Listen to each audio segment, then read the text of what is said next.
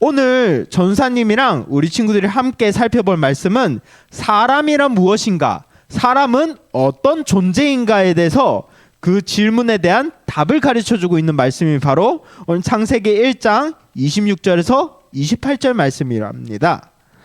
자, 오늘 26절에서 28절을 살펴보기 전에 25절에는 하나님께서 동물을 지으셔요. 맞죠?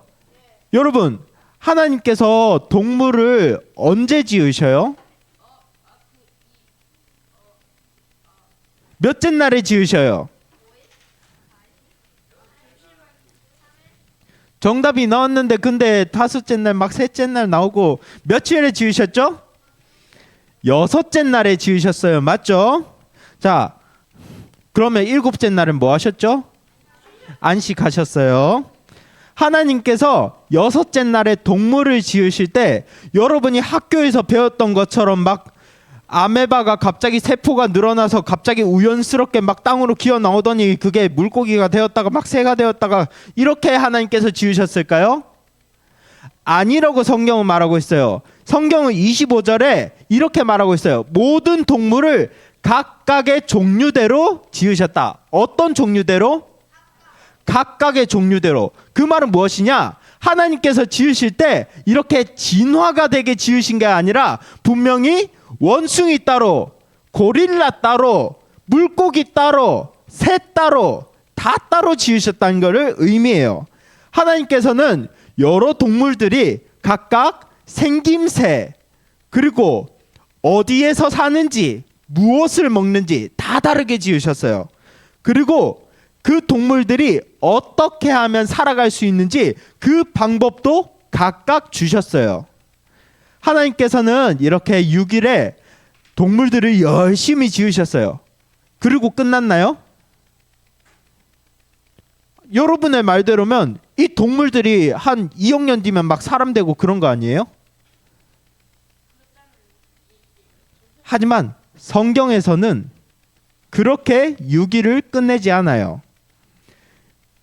하나님께서는 이 동물들을 다 지으신 후 6일을 그냥 6일 끝 이렇게 마치시는 게 아니라 아주 중요한 일을 하기 시작하셔요. 창세기 1장 26절 다 같이 성경을 보면서 함께 읽어볼까요? 시작. 하나님께서 말씀하셨습니다. 우리가 우리의 모습과 형상대로 사람을 만들자.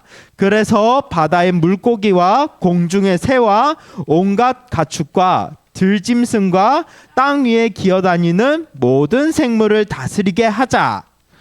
우리가 읽은 구절을 보면 하나님께서 혼자 말하고 계시고 있어요? 마치 누구랑 대화하고 있는 것 같죠?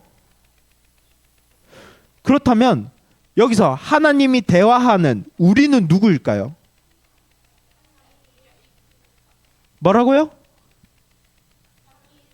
삼위일체 하나님.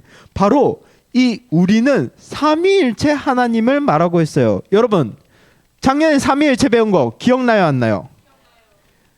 삼위일체에 대해서 전사님이 잠깐 설명을 할까 고민을 하는데, 여러분, 하나님은 한 분이셔요. 맞아요? 하나님은 세 분이셔요. 맞아요? 이 두 개가 어떻게 헷갈리잖아요. 맞죠? 그래서 전도사님이 지금부터 삼위일체를 한 문장으로 딱 요약할 거예요. 여러분, 이거를 머릿속에 잘 외우고 있으세요? 하나님은 본질에 있어 하나시고 위격에 있어서 셋이시다. 하나님은 뭐에 있어서 하나라고요? 본질에 있어서. 그리고 하나님은 뭐에 있어서 셋이라고요? 위격. 자, 그러면 이 말이 무엇이냐? 하나님은 한 분이셔요. 맞죠? 근데 하나님은 세 위격으로 계셔요. 무엇으로 계실까요? 성부, 성자, 성령. 이 성부, 성자, 성령이 이렇게 누가 더 높고 누가 낮은 게 있을까요? 없어요. 동등하셔요. 근데 이 세 분이 다 똑같은 분이에요? 다 다른 분이에요. 근데 그분은 한 분이다. 맞죠? 자, 이게 바로 삼위일체입니다. 여러분, 어렵죠? 전도사님도 이거를 말로밖에 이렇게밖에 설명을 못해요. 그리고 우리 기독교 신앙에서는 이거를 그냥 믿는 거. 다른 거는 다 근거를 찾고 할 수 있지만 이거는 정말 그냥 믿는 거예요. 꼭 기억하세요. 하나님은 무엇에 있어 하나다? 본질에 있어 하나다. 하나님은 무엇에 있어 셋이시다? 위격에 있어 셋이시다.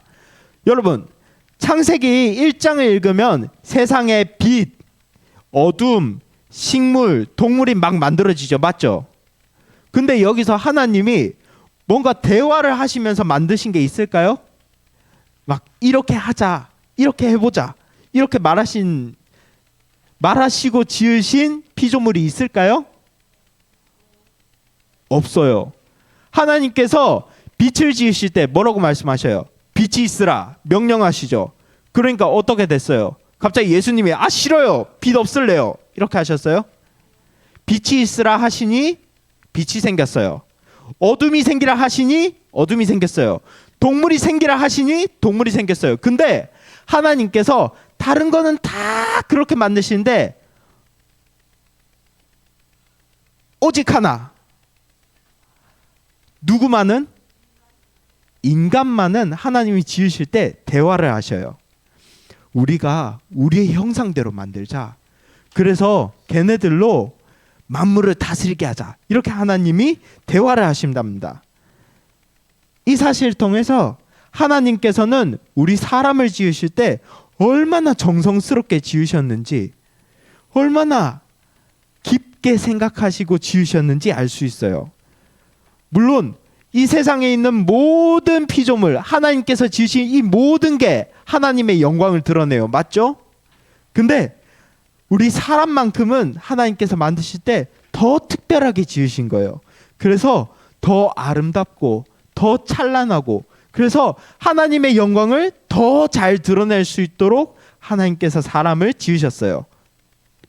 이게 바로 우리 사람이 동물과 다른 특별한 이유 첫 번째입니다. 우리 사람이 특별한 이유가 하나가 더 있어요. 바로 우리가 누구를 닮았기 때문에 특별한데요. 누구를 닮았기 때문에 특별할까요? 하나님을 닮았기 때문에 특별해요. 그래서 이 세상에서 하나님을 닮은 다른 동물이 있나요? 우리가 학교에서 배우는 원숭이가 사람 된다고 했잖아요. 그럼 원숭이도 하나님을 닮았나요? 아니요, 원숭이는 하나님 닮지 않았어요. 오직 하나님의 형상을 닮은 존재는 누구뿐이다? 사람뿐이다라고 하나님 말씀하십니다. 그래서 이 세상에서 가장 존귀하는 거는 누구냐? 풀이 가장 존귀할까요? 나무가 가장 존귀해요? 뭐가 존귀해요? 여러분, 이 자리에 있는 전도사님이랑 여러분이 제일 존귀한 거예요. 제일 아름답고, 그게 바로 사람이에요. 하나님의 형상을 닮았다는 거는 이 세 가지를 우리가 가지고 있다는 걸 의미해요.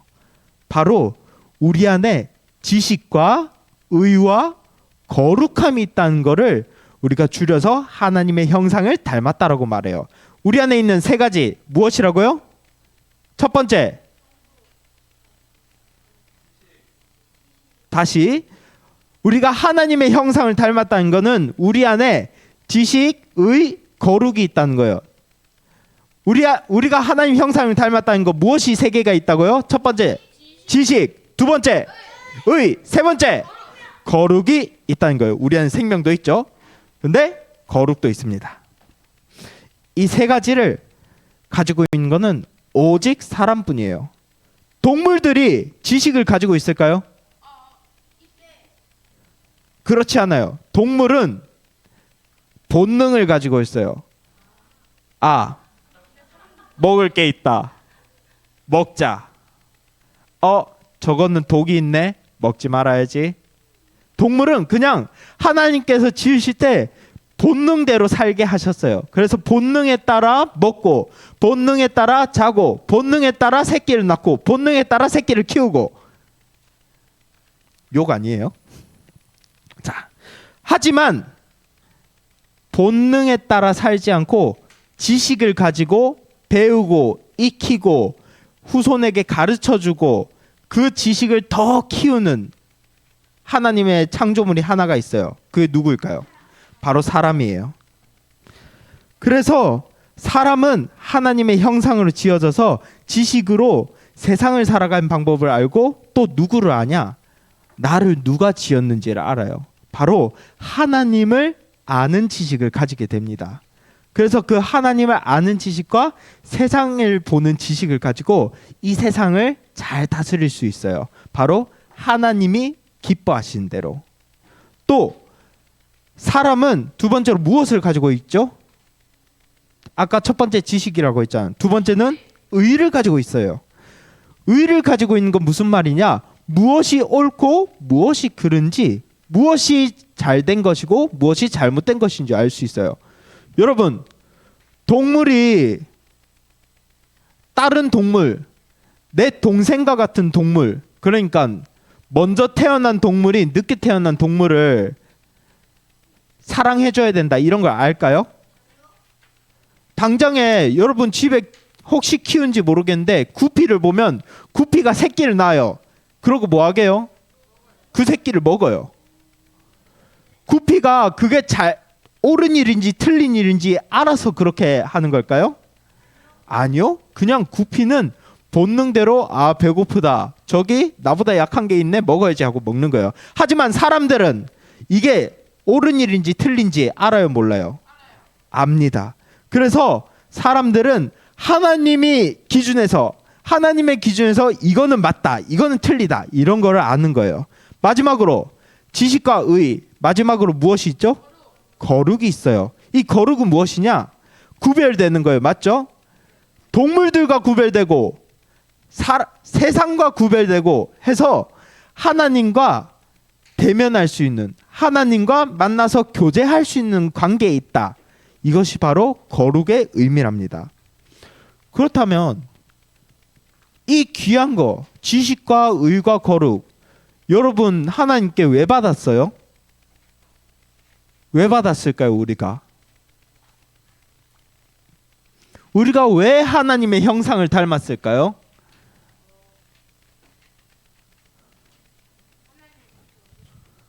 바로 창세기 1장 28절에 답이 있어요. 자, 창세기 1장 28절 뒷부분 함께 읽어볼까요? 시작. 하나님께서 사람에게 복을 주시며 말씀하셨습니다. 자녀를 많이 낳고 번성하여 땅을 채워라. 땅을 정복하라. 바다의 물고기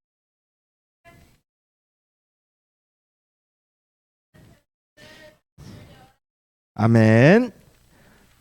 바로 우리가 하나님의 형상을 닮은 이유는 하나님께서 우리 사람에게 하나님 다음으로 세상을 돌보고 다스릴 수 있는 권한을 주셨기 때문이에요. 하나님께서는 우리에게 지식과 의와 거룩을 주셔서 하나님이 어떤 걸 기뻐하신지, 어떤 모습을 기뻐하신지 알게 하시고 그 기뻐하시는 뜻대로 사람이 이 세상을 돌보고 가꿀 수 있도록 하셨어요. 그리고 이 세상을 보면서 무엇이 옳은지 무엇이 잘못된지 알아서 옳은 일을 하도록 하나님께서 하셨어요. 그리고 하나님과 이렇게 만나서 대화하면서 하나님과 교제하면서 세상을 하나님의 뜻대로 다스리도록 하셨어요. 결국 우리가 하나님의 형상으로 지어진 것은 하나님이 주신 이 세상을 하나님이 원하시는 대로 잘 다스려서 하나님의 영광을 드러내도록 지으신 거예요. 세 번째로 하나님께서는 사람을 지을 때 남자만 지으셨을까요? 그럼 여자만 지으셨을까요? 아니면 이 두 개의 성이 짬뽕되게 지으셨을까요? 아니면 무슨 크레파스 성별로 지었어요? 아니죠. 오직 이 땅에는 성별이 몇 개? 2개라고 성경은 말하고 있어요. 막 크레파스 성, 무슨 성 이런 거 없어요. 오직 세상에는 남자와 여자 둘뿐이랍니다. 하나님은 사람을 지으실 때 남자와 여자를 지으셨어요. 중요한 것은 이 남자와 여자 성별 중에서 무엇이 더 하나님을 닮았을까요? 그런 거 없어요. 남자도 하나님을 닮았어요. 맞죠? 근데 하나님을 닮은 건 여자도 하나님을 닮았어요. 맞죠? 남자도 하나님의 형상을 지음받았고 여자도 하나님의 형상을 지음받았어요. 왜 그럴까요? 남자도 사람이고 여자도 사람이기 때문이에요. 우리가 아까 배웠잖아요. 사람만이 하나님의 형상을 지음받았다. 근데 남자가 하나님을 더 닮고 여자가 하나님을 덜 닮으면 여자는 사람이 아니란 거잖아. 그건 말이 안 되잖아. 맞죠? 그러니까 우리가 중요한 거는 남자든 여자든 모두 하나님의 형상으로 지음받은 소중한 존재란 걸 우리가 기억해야 돼요.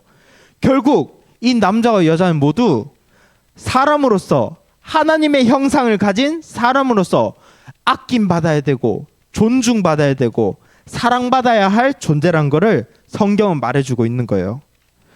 그렇다면 하나님께서는 왜 굳이 남자와 여자를 만드셨을까요? 그냥 심심해서? 정확히는 아담이 외로워서가 맞아요. 근데 하나님께서 왜 남자와 여자를 만드셨냐? 바로 사람에게 정답! 동환이 간식 2배로 줄게요.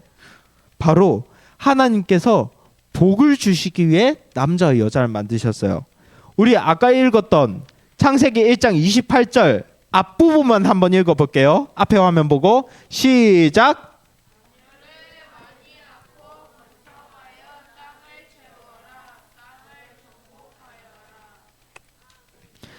하나님께서는 우리가 이 땅을 가득 채우고 이 땅을 막 사람이 없는 곳까지 사람이 나가서 그 땅을 차지하고 그 땅을 가꾸고 돌보고 그 땅의 동물을 다스릴 수 있도록 복을 주셨어요. 그리고 이 복을 잘 이루려면 남자 혼자만 있으면 될까요? 혹은 여자 혼자만 있어도 될까요? 남자와 여자가 함께 있어서 그래서 이들이 결혼을 해서 가정을 이루고 그리고 후손을 낳아서 이 둘이 하나님의 뜻에 따라 하나님이 기뻐하시는 모습대로 이 세상을 가득 채우도록 복을 주신 게 바로 누구다? 하나님이다라고 성경은 말하고 있답니다. 여러분, 이 말씀을 다 듣고 나서 여러분의 정체성에 대해서 이제 다시 생각해 볼 수 있을 것 같아요. 우리의 정체성, 우리는 누구의 형상일까요? 하나님의 형상이에요. 바로 나의 정체성은 무엇입니까? 나는 누구입니까? 라고 물을 때 우리는 이렇게 대답하면 돼요. 나는 무엇이다? 하나님의 형상대로 만들어진 사람이다라고 말하면 됩니다. 우리는 바로 하나님의 기쁘신 뜻으로 하나님께서 정성스럽게 만든 하나님의 형상, 하나님의 걸작품이에요. 그렇다면 하나님의 걸작품인 우리는 어떻게 살아가야 될까요? 첫째로 누구를 사랑해야 될까요? 나 누구예요? 나. 손 들어볼래요? 나라고 대답한 친구. 안 보이네요. 맨 먼저 우리는 나를 사랑할 수 있어야 돼요. 요즘 세상에 나를 사랑하지 못하는 사람들이 너무 많아요. 그래서 때로는 나를 사랑하지 못해서 마음이 병들고 아프고 그리고 몸을 잘 가꾸지 못하고 건강하지 못한 친구들이 많아요.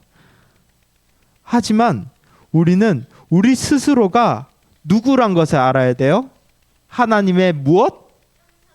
형상. 하나님의 걸작품이라는 사실을 알아야 돼요. 우리가 그것을 제대로 알 때 나 자신을 사랑할 수 있답니다. 둘째로 누굴 사랑해야 될까? 나를 사랑했으면 딴 사람, 내 옆에 이웃을 사랑할 수 있어야 돼요. 여러분, 요즘 서로 미워하는 일이 너무 많다, 맞죠? 우리 초등부에도 서로 사이가 안 좋은 친구 있을까요, 없을까요? 분명히 있어요. 전사님 알아요. 말은 안 할게요. 하지만 그 친구의 마음에 안 드는 부분이 있을 수 있어요. 막 얘는 막 고집불통이어서 마음에 안 들어. 얘는 좀 못생긴 것 같아. 얘는 말을 말자. 이렇게 서로의 미운 부분이 보일 수 있어요.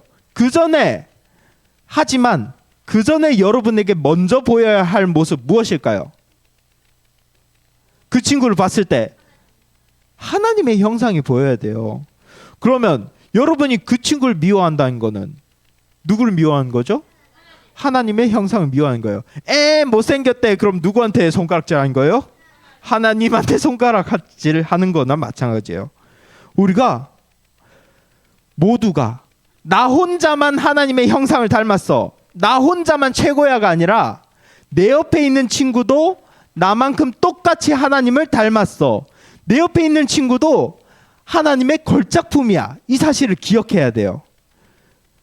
그럴 때 남자와 여자가 싸우지 않고요, 어른과 어린아이가 싸우지 않고요, 돈을 많이 버는 직업이든 돈을 적게 버는 직업이든 서로 싸우지 않는 거예요. 만약에 서로가 하나님의 형상을 기억하지 못한다면 우리는 그 사람의 조건, 그 사람의 모습, 외모만 보고 그 사람을 미워할 수밖에 없어요. 그것은 그 사람을 만드신 하나님께 죄를 짓는 것이랍니다. 그러니까 우리가 우리 스스로 먼저 사랑하고 그 다음에 내 옆에 친구를 사랑할 수 있어야 돼요. 우리 삼성초등부 친구들, 우리 친구들은 오늘부로 딱 3가지. 첫 번째로 나는 누구다? 하나님의 형상이다. 그리고 내 옆에 있는 친구도 누구다? 하나님이다 하면 안 돼요. 하나님의 형상이다.